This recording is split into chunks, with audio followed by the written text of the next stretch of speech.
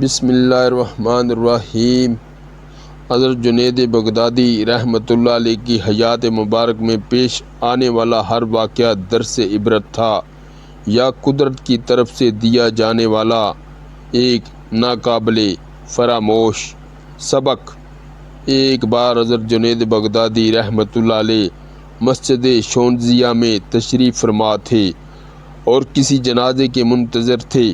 اسی دوران مسجد میں ایک فقیر داخل ہوا اور اس نے لوگوں سے مانگنا شروع کر دیا۔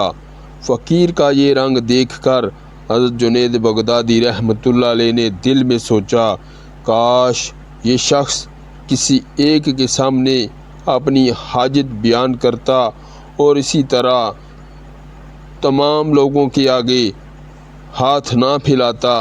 ابھی آپ یہ سوچ رہے تھے کہ میدان میں ایک جنازہ لایا گیا۔ حضرت جنید بغدادی رحمۃ اللہ علیہ نے نماز جنازہ ادا کی اور گھر تشریف لے آئے۔ پھر جب آپ رات کو سوئے تو ایک عجیب منظر دیکھا۔ حضرت جنید بغدادی رحمۃ اللہ علیہ ایک کمرے میں تشریف فرما ہے۔ اچانک ایک گوشے سے کچھ لوگ برآمد ہوئے۔ وہ ایک لاش کو اٹھائے ہوئے تھے۔ پھر وہ لاش حضرت جنید بغدادی رحمۃ اللہ علیہ کے سامنے رکھی گئی۔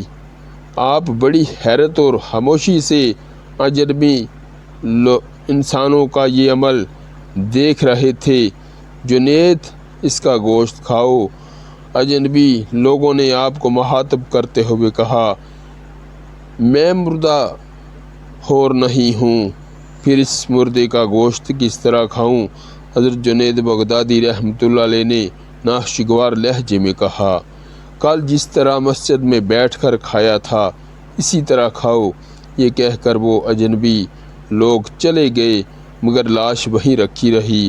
حضرت جنید بغدادی رحمۃ اللہ علیہ فوراً سمجھ گئے کہ انہیں اس طرح تنبیہ کی جا رہی ہے۔ آپ نے غور سے لاش کی طرف دیکھا۔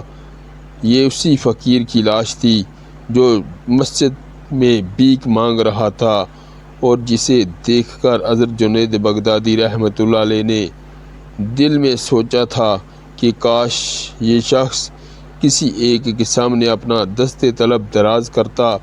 یہ ایک قسم کی غیبت تھی اور غیبت کے بارے میں حق تعالیٰ کا ارشاد ہے کہ جس نے کسی انسان کی غیبت کی گویا اس نے اپنے مردہ بھائی کا گوشت کھایا۔